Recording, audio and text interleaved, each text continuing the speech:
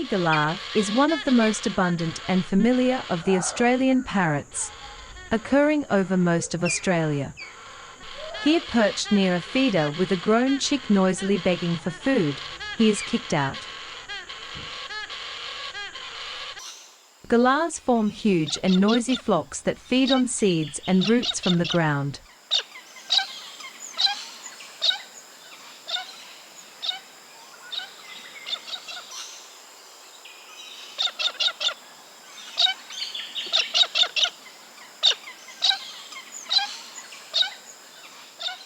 They love to eat pine tree seeds when they are around, from the trees or the ones fallen to the ground.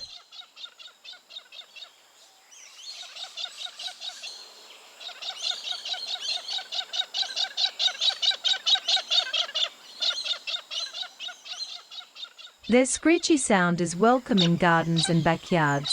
His unique appearance and behavior enlightens the sight with joy.